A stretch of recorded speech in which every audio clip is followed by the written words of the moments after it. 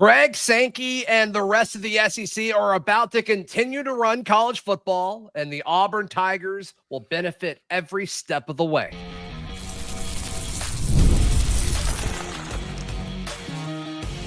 You are Locked On Auburn, your daily podcast on the Auburn Tigers. Part of the Locked On Podcast Network, your team every day. Yes, welcome on into Locked On Auburn, your daily Auburn Tigers podcast. I'm your host, Zac Blackerby, and thank you so much for making Locked On Auburn your first listen every single day. We're dapping it up with the Darrell Dapprich, Montgomery radio legend, hanging out with us. We'll talk about Auburn baseball. They are primed to make a run this postseason. We'll share our thoughts on that as well. You know, where is Auburn in the SEC? With all this SEC and Big Ten talk, I think Auburn's in decent standing. We'll share our thoughts on that as well. But Darrell, it's hard to get on social media right now and not see any kind of chatter about, some of the comments that SEC Commissioner Greg Sankey has made at these SEC meetings. He's saying, hey, I've got guys in the room that are asking, like, why are we even in the NCAA? Like, why do we even need to be a part of it? And I think just the overall threat that, for so long, everybody outside of the SEC and now outside of the SEC and the Big Ten, they've kind of banded together. It seems like they've all kind of been like, oh, well, y'all aren't all that. Y'all just think you are. But now this threat that other entities may lose contact with the SEC and the Big Ten, and there starts to be a little concern. It's like, oh, yeah, y'all did know all along who runs college football, who runs college athletics. And I think just the fact that Auburn's part of the SEC is going to benefit everybody that's already in the boat. Yeah, there's some concerns I have about that right from the get-go. I think that we're seeing the model start to evolve before our own eyes. We saw it happen when you went from 5 to 4. These conferences, I think, are going to start to become like one giant super entity. I don't even want to call it a conference, but just a league. A league. There you go. And if that happens, what I would like to see is a commissioner. That would be good. But what I don't want to see happen is, what does that do for the other sports? What does that do for what you would consider to be the fringe sports? What does that do for baseball or women's softball or, I mean, even basketball to a certain extent? There's something glorious about the NCAA events that are the College World Series, the Final Four, the Softball World Series, the golf national championships. Those are NCAA backed, and I would hate to see those go away. Could football pull away and be its own entity? Yes. Perhaps. And if that happened, then you would see some teams left out in the cold that would not be able to compete in this super league. If you made this league, I don't know, let's just throw out a number out there and say 40 teams or whatever, you would have to take the best of the best. And there would be some teams that were, with historical programs that would be left out in the cold. So although it could be exciting, there's some pitfalls that I would be really concerned about. Yeah, I mean, not everybody will benefit from this. There's no question. But I do think Auburn is in standing with every team that's in the SEC. I think is safe. I think that even includes Vanderbilt and Mississippi State. You disagree? Disagree. I have a hard time seeing Commissioner Sankey do anything that would not guarantee a rite of passage to any of the SEC's active members.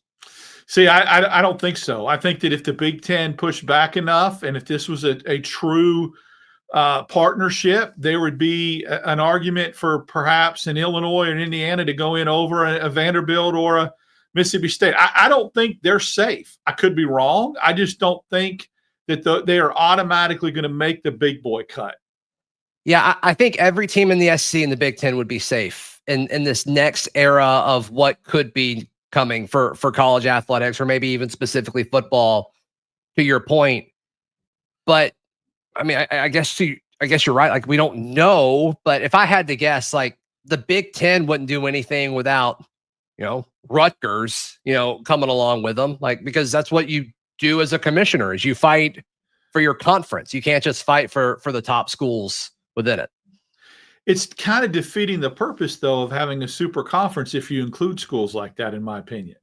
I disagree, because I don't think it's all about getting the biggest teams in. I think it's about getting a uniform level of play, whether it comes to rules and governance, because the NCAA is not governing any of this. And I do think a lot of it has to do with money. I'm not going to act like it doesn't. But I don't think they care if there's bottom dwellers, if the Vandies and the Rutgers of the world are in this, next level of whatever is about to happen competitively. I think if you're an SEC member or a Big Ten member, you want to know going into the season, what do I have to do to make the playoffs so I'm not left out scratching my head asking questions at the end of the season? Yeah. Well, there's various models. I think that's what we don't know. What model are they going to follow? I've seen all kind of, as you probably have as well, hypothetical models where there's even a relegation type format where teams like Vanderbilt and Rutgers and bottom feeders of those leagues drop off and go to a lower league. And you have this super league of just, and it could be less than 40. I don't know. I know that would be a really, really competitive type scenario. If you were to do that and have 40 teams, then have an 18 playoff, okay, I get it. You would have to, or a 16. There's all different kind of models out there. I would just prefer one that does not bring bottom dwellers along. And I get your need for your argument for, uniformity and all that, but I'd rather see the big boys go up, the bottom dwellers move down. Yeah, I mean, once again, then that totally defeats the purpose of a conference, in my opinion. If you're willing to leave people behind, then it's like, what's the point of having a conference? It's more of like, okay, I'm just going to bring money to the table. And if that's truly what it is in its purest form, I do think that's bad. But I don't know. We'll see. We'll certainly see. But Greg Sankey questioning the NCAA and saying I've got guys that are asking, why are we even part of the NCAA? I mean, that's been a question that I've been asking since I've gotten into sports media. Like, what do they do? I understand the importance for the things you just talked about, these postseasons that are so memorable and so fun to be a part of when your school's there. Auburn just saw it with the Final Four. Hopefully we see it, as far as we can with the college baseball postseason. But you're telling me another organization can't do that? You're telling me that 3 or 4 or 5 conferences can't band together and do that collectively? The question will continue to be asked until I don't think it is around anymore. What exactly, NCAA, what exactly do you do here? And I love that question is now being asked publicly by one of arguably the most influential person in college athletics, and that is Greg Sankey. They've punted on a lot of things over the last 10 years they used to get involved in and regulate. Let's just be honest. Sure. They know they do not enforce like they used to. They let a lot of things slide. They're very arbitrary on what they do enforce and who they do go after. They kick the can down the street on this NIL thing. They absolutely threw their hands up in the air anytime somebody screamed boo at them about the transfer portal. If they used the word lawsuit, they caved. This isn't the NCAA. Right? Exactly. Yeah. Well, I mean, and Justin Field. This isn't the NCAA that used to push back on things. Now, they used to be, I think, too stringent. They used to be too legalistic on certain things, but then they went the complete opposite direction now, and they won't engage. They just leave. Like I said, they kick the can down the street on transfer portal stuff, NIL stuff. They cave. I would love to see a little more structure, a little bit more. No, you're not transferring somewhere 5 times, TJ Finley. No, you're not signing an NIL deal for $2 million before you step on campus. Hot shot high school quarterback. I get all that, but if you are the NCAA, it's like, well, we don't really have any teeth, and also are these rules legal that we want? I mean, I agree with the 2 things you said just then. As far as examples, and I'm sure there's many more that you've got, but is it legal to do that? And the NCAA has made it clear, to your point, where if it's any gray area, they're not touching it anymore. And that's such a 360 from where they used to be. Because some of the things that they imposed and some of the things that they enforced, when you look back on it, if it would have been challenged in a court of law, probably would have been overturned. Like the death penalty on SMU, for example. No way that flies. Yeah, you ruined that program. Exactly. Right. Yeah. So there's a lot. It's fun to kind of just speculate about and debate back and forth. But I ain't gonna lie to you. I cannot. I have fatigue over it. I'm tired of it. I'm tired of talking about it. I'm tired of it coming out. I think fans do too. Fans do too. And it's just I've got this whole fatigue of this just coming up every year, expansion and all this kind of stuff. I'm burned out, Zach. I ain't gonna lie to you. Yeah, I'm just burned out. I mean, the SEC's kind of been somewhat immune to it because they kind of started everything with getting Texas and Oklahoma. Then it just took forever. But all these other moves were in response to that. Mm-hmm. And it's been nice. It's like, okay, all of our rivalries are preserved. But I mean, you've got other schools that are having to join new conferences, and it's great that they're excited and all of that. But none of it's natural. And the SEC just kind of beat everybody to the punch. Like Texas and Oklahoma make sense here. They already feel like they've been SEC teams for a while. Oregon and the Big Ten, I'm sorry, I'm just not buying it. We made the joke, talk about Stanford. We both misspoke on what conference, Ashton Daniels was coming from. And it's like, oh, yeah, he came from the ACC, which is ridiculous. It's ridiculous. So once again, I'm glad and thankful that Auburn is in the SEC because of the leadership, because of the prestige, and all of that. And I don't think much within the conference, the SEC has changed a ton. But outside of it, it's tough. Like, it is kind of sad to look at. I really started to get to the point of where I'm at now. It started with NIL stuff. It started with transfer portal stuff. But what you just described, when Oregon and Washington went into the Big Ten and Stanford and Cal went into an Atlantic Coast Conference and they're on the Pacific Coast, make it make sense to me. I'm tired of the madness, the geographical inconsistency. Right. They talk about student athletes and want to do its best, and you put these softball players on a plane to fly from Eugene to New Jersey to play in a softball game. Are you kidding me? I mean, it's just think about like a basketball team going on a Tuesday or Wednesday night. Like, yeah, that's brutal. It's brutal. Yeah, and in the SEC, you still got to go to what are our two farthest schools? Is it Missouri and Florida, or maybe Oklahoma and Florida? I'm not sure, but like that's going to happen every now and then, but it's certainly not as often. Certainly not as often for sure. Where is Auburn standing amongst its SEC brethren? Let's discuss that in just a moment, right here on Locked On Auburn. Today's show brought to you by our friends at FanDuel. The NBA playoffs are in full swing. The finals is actually almost set, and every night delivers highlight-worthy performances, and you can get in on the action over at FanDuel. Darrell, can you imagine wagering anywhere other than with our friends at FanDuel? I cannot. No. I absolutely cannot. The line for Auburn Baylor holding strong at Auburn 2.5, which you love to see. But Auburn's odds to win the Auburn Regional -230. NC State is +280. So Auburn, the clear-cut favorite to win its own regional, which is obviously exciting. If you're new to FanDuel, it's the perfect time to sign up. Head to FanDuel.com and place your first $5 bet. If it wins, you get $200 in bonus bets. Make every moment more with FanDuel, the official sports betting partner of the NBA and the Locked On Podcast Network. Thank you so much for making Locked On Auburn your first listen every single day. We'll talk more about Auburn baseball and their situation in a second.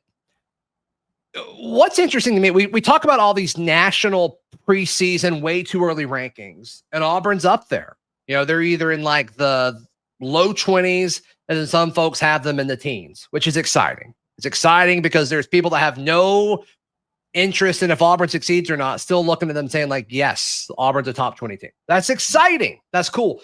But you're still seeing all of these power rankings come out. I saw one that Sports Illustrated did towards the end of last week, and I made a social media post about it. But still, like, you're seeing most people, I haven't seen one say Auburn is higher than 9th. When you talk about SEC power rankings, like, what do you think that correlation is, where all these people that are putting out their top 25, Auburn's there, and they're usually like the 5th or 6th SEC team. But when people put together an SEC power rankings list, the highest I've seen is 9. Most of them are 10 or 11. What do you think that, like, what's the difference? What's the disconnect there? I think it's probably being so close to the program being an SEC type list and being, I think, probably a little bit more inherently knowledgeable or in the loop as to what's going on, or that belief that, hey, I watched Auburn last year and the year before and the year before that. I don't know. There could just be a little bit of an inherent bias because of it being other SEC schools that are involved. The ones that are the national list that have Auburn 6th or 7th, thereby having them, the top 20, top 25 in football, might be looking at it a little bit from a bird's eye view and seeing some superficial stuff and some surfacey stuff that happened to the program. Oh, they have the best portal receiver in the class. Oh, they finally got that quarterback. Yeah. Oh, look at their recruiting class, without knowing the inner workings of how it works, like SEC does. That's why at SEC Media Days, I think you'll see nothing that indicates anybody giving Auburn any kind of the credit that other national publications have. You're saying Auburn will get more credit or less credit at Media Days? Less credit. Less credit. Yeah. Sure.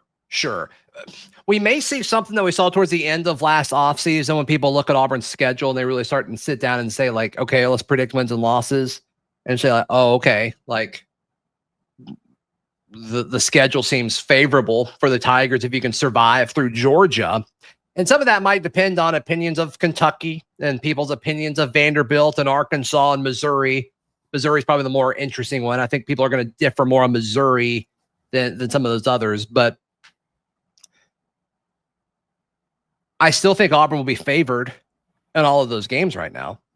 And even if those are the only SEC games you win, it's like, okay, you win those 4. When you're telling me they lose the other ones, like, okay, that's fine. But that doesn't put you as like the 11th or 12th team in the conference, I don't think. No, it puts you right in the middle of the pack. Yeah, right. I think that there's a scenario there where Auburn can do what you just said, but then obviously steal one of those ones. I absolutely believe they can, that they're not supposed to win. So yeah, I agree. I just know with it being so many teams now in the SEC, to finish in the middle of the pack still doesn't look like a great number, at the end of the day, Sure. 8th or 9th. And so I don't know. There's this I think this narrative right now from talking to other people that are in media when we go out there in SEC Media Days. It's a really, they don't trust Auburn. There's a I don't blame them. I don't blame them. A skepticism. It's like, show me. But it is weird that the national people that are putting out these top 25s do trust them. And then, the folks that are making SEC power rankings don't. There is a disconnect there, and I don't fully understand it. Again, I just think it's exposure. Maybe it's the seeing it game in, game out over the last 3 years when you cover the SEC Possibly. as to what happened. Possibly so. And not willing to come off that and change your mind and not be open-minded about it. It's going to be a show me thing. Auburn's going to have to prove it. Yeah. And then once they do, though, Zach, I think it'll be a snowball effect. I think then you're going to see a shift, a seismic shift.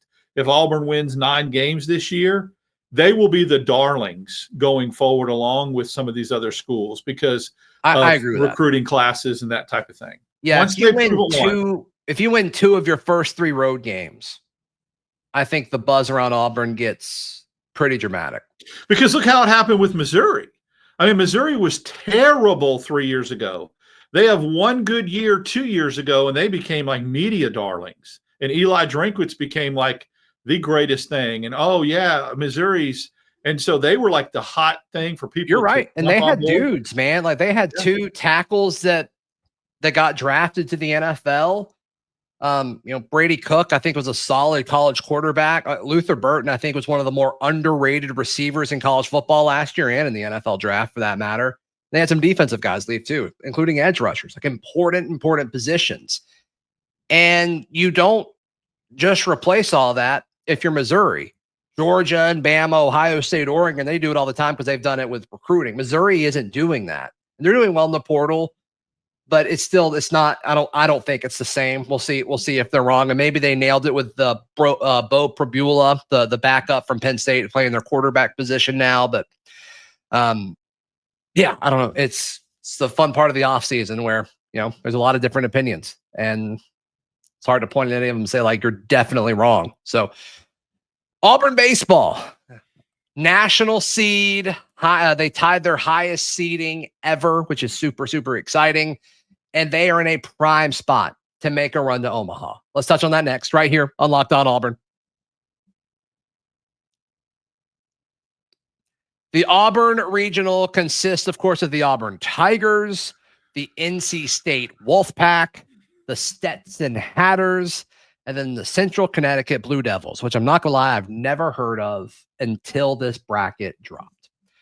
I love this draw for the Auburn Tigers. And, normally there's a school that you look at and it's like, I'm kind of concerned about that one. Lindsey Crosby last year called the Penn Quakers, which, messed up Auburn's postseason run. I guess it wasn't last year, 2 years ago. Is that right? Because of their pitching. They had an ace. Yeah. Yeah. And Auburn really could not hit them. They could not hit them. To me, like, I feel so much more confident about this regional than I did that one. I do too. I mean, North Carolina State's obviously probably the biggest pitfall, and they went out early in the ACC tournament. I think Auburn's played a lot of teams in their SEC schedule that are on par or even better than North Carolina State. So you get into this region, these regional things, and even if you have a lower tier, mid-major school that has that one pitcher that can hurt you, that will throw, that they will throw against game one, like we saw with Penn, and then you're in trouble. I don't see that. Obviously, NC State will face Stetson. Stetson got hot towards the end of the year. They'll probably, I don't know how they'll work that. Will they throw their number 2? Will they throw their number 1? Will they assume they're going to beat Stetson and then you've got to win that first game? You have to. See, I've always been that way. Hard. It doesn't matter. Yeah, you got to win the first one, and you can't save people. So yeah. In a series, I'm fine with that debate. In a region, you have to win that first. It's so hard to play those extra games. Yeah. So it's going to be interesting. I do like this draw. I like this bracket a lot. I was pleasantly surprised when the national seedings came out. No way I thought Auburn was going to be 4th. I thought 6th. That was really a play, but that goes to show you, the level of competition, the scheduling. I know there's been some articles written on the scheduler for Butch Thompson and how he went out of his way to schedule some of these teams. There's a lot of teams that Auburn played, Zach, that were sitting there on their couches hearing their names get selected, including Holy Cross, to this NCAA tournament. So that bodes well for them. I like this bracket a lot. And, of course, you have to be excited. You don't want to look past it, but you have to be excited knowing that you match up against the Coastal Carolina region and get to come here. Super. Yeah. Yeah, they would come here, which is all you can ask for. It's all you can ask for. So, take care of business against Central Connecticut, and then you'll probably play North Carolina. And if you can win those first 2 games, the odds of you being there are very, very high. Yeah, North Carolina State. Let's just make sure people know it's state, not North Carolina's got their own region. Yeah, they're 5th. They were upset. They were salty that they were 5th and Auburn was 4th. Who cares? Like, it doesn't matter. It makes no difference at that point. I mean, you're playing number 12 instead of number 13. Who cares? Yeah. As long as you're top 8. I like how the NCAA, selection committee did it. First, they rolled out all the host sites, which I think is cool. And then was it Monday morning? They're like, here are the top 4 seeds in alphabetical order. And I love that. And I kept looking at it going, I gotta kind of refocus on this and absorb this. Am I reading what I think I'm reading here? Is like Auburn's a top 4 seed? Yeah, that's what I couldn't wrap my head around that. Huh. And so, that was a very pleasant surprise. And look, just take care of business. Just do what you're supposed to do. It is amazing to me. And someone tweeted this out. I retweeted it yesterday. Andy Burcham retweeted it, where somebody said that there's only one school in America that was a top 4 seed in basketball, college basketball, and college baseball, and that was Auburn. Number 1 overall in basketball, number 4 overall in baseball. Nobody in the country is in the top 4 like that. So that's pretty cool. Yeah. I mean, obviously you've got to take care of business. I'm not overlooking anybody when I say this, and I'm not taking the seeding for granted or anything like that. But you can't ask for a better path to Omaha. Like you just couldn't, in my opinion. And that's no disrespect the Stetson, NC State, Central Connecticut, and then, whoever wins the Coastal Carolina Regional. Like, it's no disrespect to them, but just from an Auburn point of view, like, I don't think you could have asked for a better path. And that's what you've earned by playing the schedule you've played, right, and by doing what you've done in the SEC. I mean, wasn't it at one point Auburn had won 6 series in a row during the season? Yeah. And so, I mean, that's hard to do in the SEC. And I think that's that's why I felt like losing to A&M in the first round of the SEC tournament meant nothing.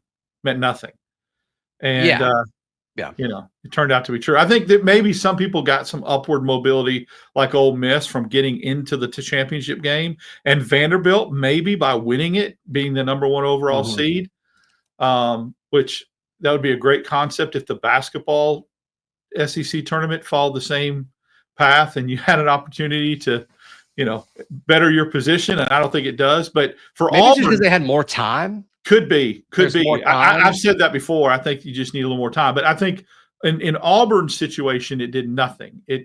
All I think they could have done was moved up. If Auburn would have won the SEC baseball tournament, they may have moved to a 3 seed. That's probably as far as I think they could have got.